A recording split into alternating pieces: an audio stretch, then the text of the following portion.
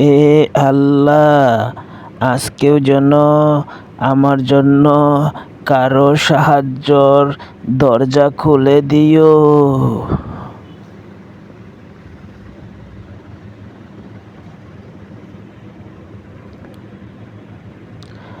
এভাবে আর কতদিন আমি বাঁচবো?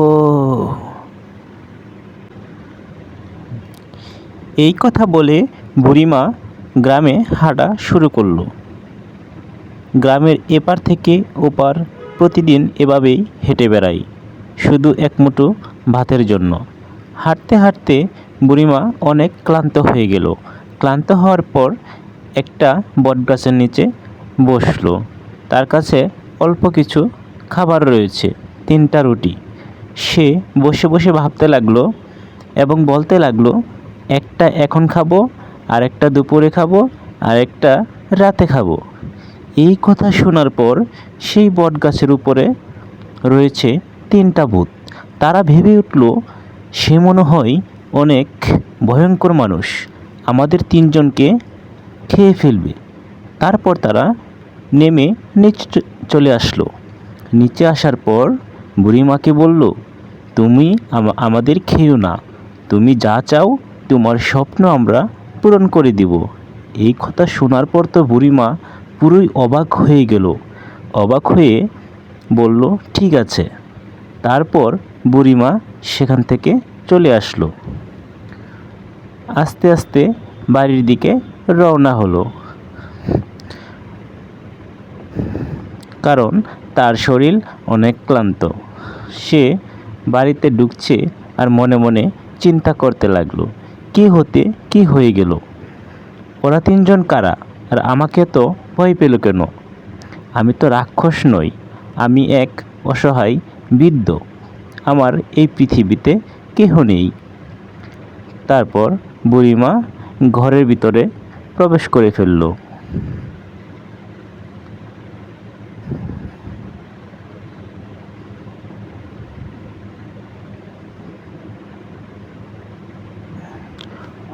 ওরা 3জন কারা?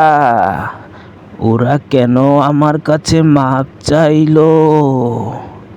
আমি তো কিছুই বুঝে উঠতে পারলাম না। আর ওরা আমাকে কেন বলল যে তুই যা চাবি তাই পাবি? আল্লাহ, আমি কি কোনো বিপদে পড়তে যাচ্ছি? যাই হোক, ভালো কিছু হলেই হলো। আমার এমন কেন হলো? পরের দিন বুড়িমা আবারও হাঁটা শুরু করলো। হঠাৎ মজিবর সাথে দেখা হলো। কি গো বুড়িমা, কোথায় যাচ্ছ? আর এত সকালবেলায় তুমি কেন বেরিয়ে পড়লা? মাত্র ফজরের নামাজ পড়ে আসলাম আমি। সকালে কি কিছু খেয়েছো, নাকি খালি পেটে বের হয়েছ? না গো বাবা, ঘরে তো এক মুঠো চাউল নাই, কি খাবো? কেউ কি আমাকে খেতে দেয়? সকালবেলা বের হই, সন্ধ্যাবেলায় আসি, যা পাই তাই খাই। এই কথা বলার পর বুড়িমা চলে গেল। মজিবর সাহেবও নামাজ থেকে সোজা বাড়ির দিকে রওনা হলো।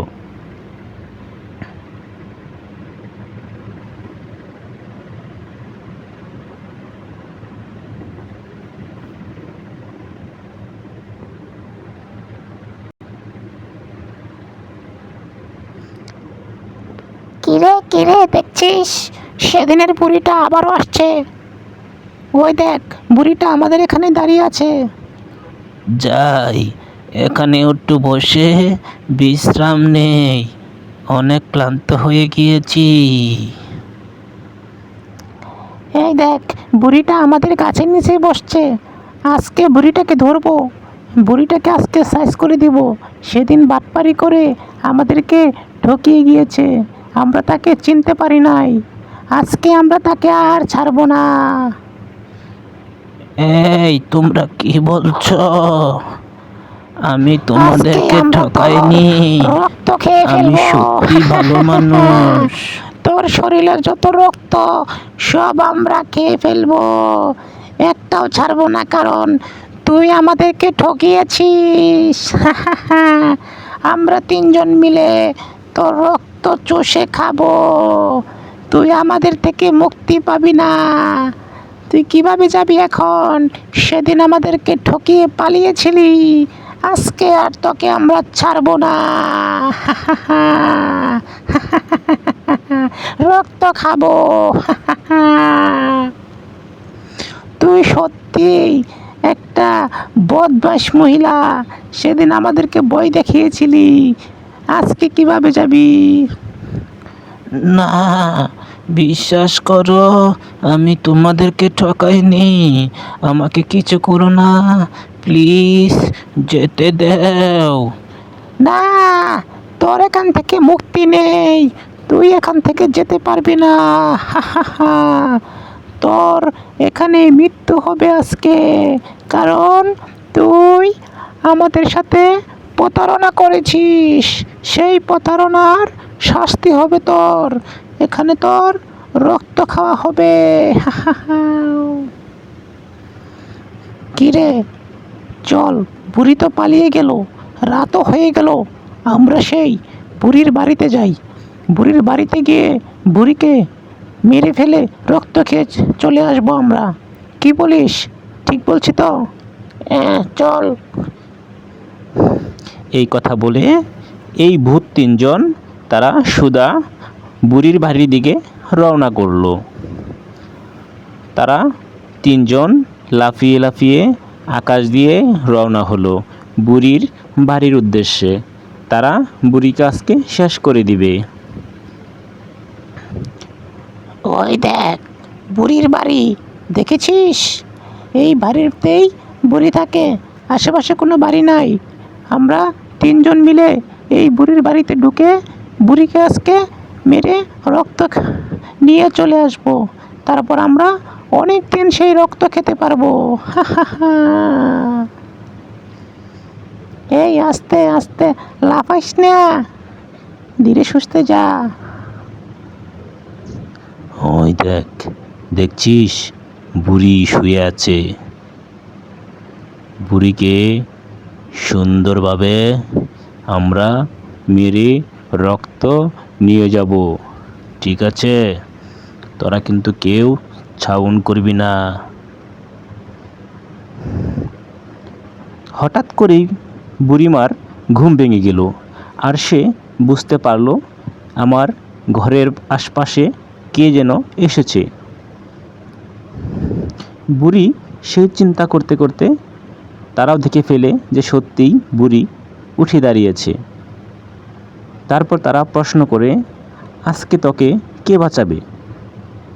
আমাদেরকে ছাড়া এখানে আর কেউ নেই। এই কথা শোনার পর বুড়ি তো পুরোই ভয় পেয়ে গেছে। ভয় পেয়ে সে চুপ করে শুয়ে আছে। এখন কি করবে সে বুঝতে পারছে না।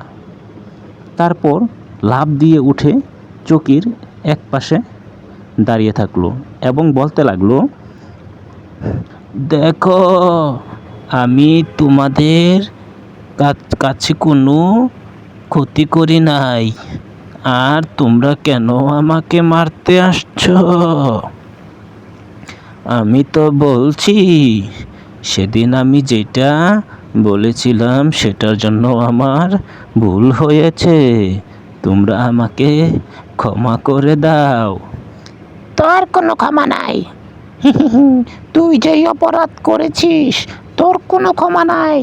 তোকে আমরা আজকে এখানে মেরেই ফেলবো।